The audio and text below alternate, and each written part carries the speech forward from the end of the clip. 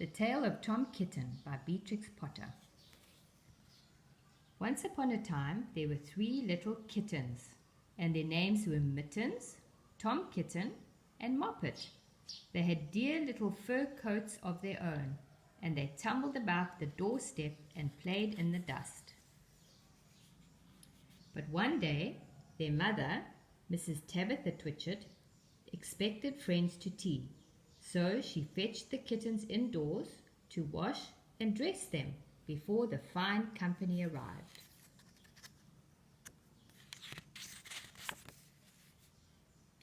First, she scrubbed their faces. This one is Moppet. Then she brushed their fur. This one is Mittens.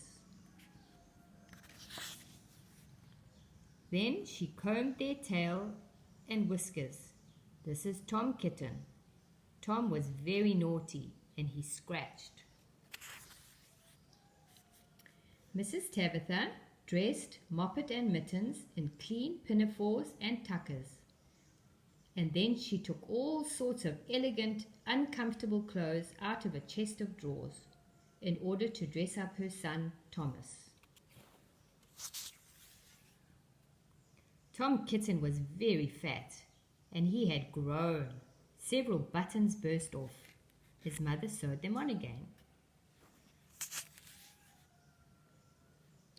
When the 3 kittens were ready, Mrs. Tabitha unwisely turned them out into the garden to be out of the way while she made hot buttered toast.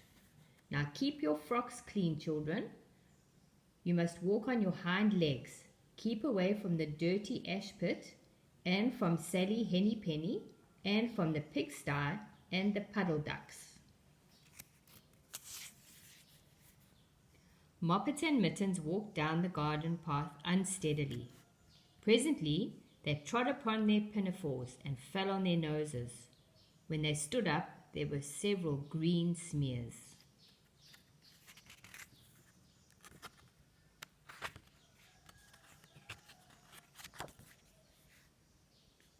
Let's climb up the rockery and sit on the garden wall, said Moppet. They turned their pinafores back to front and went up with a skip and a jump.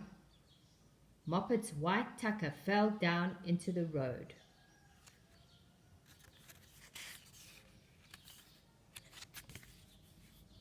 Tom Kitten was quite unable to jump when walking upon his hind legs in trousers. He came up the rockery by degrees, breaking the ferns and shedding buttons left and right.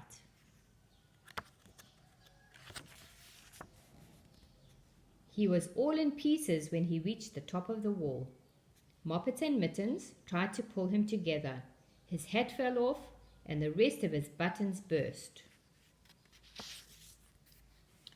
While they were in difficulties, there was a pit-pat, paddle-pat, and the 3 puddle ducks came along the hard, high road, marching one behind the other, and doing the goose step, pit-pat, paddle-pat, pit-pat, waddle-pat.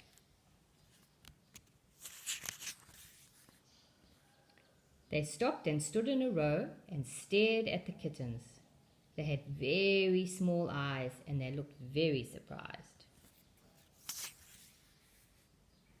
Then the 2 duck birds, Rebecca and Jemima Puddle Duck, picked up the hats and tucker and put them on.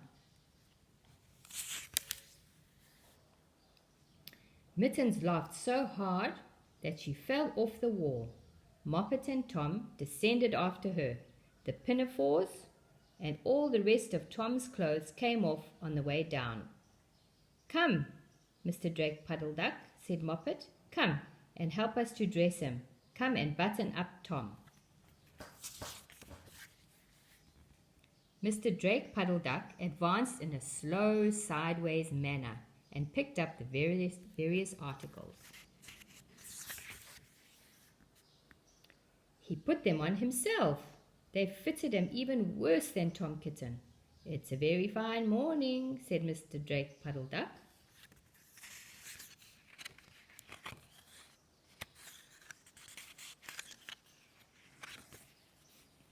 And he and Jemima and Rebecca Puddle Duck set off up the road, keeping step, Pit-pat, paddle-pat, pit-pat, waddle-pat.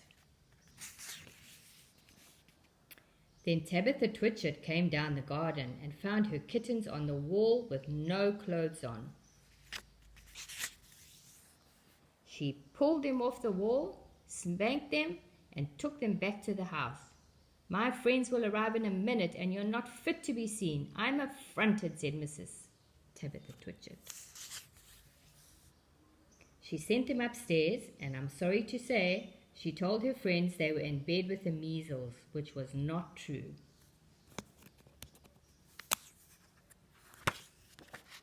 Quite the contrary.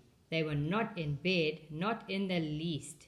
Somehow, they were very extraordinarily noisy, which disturbed the dignity and repose of the tea party.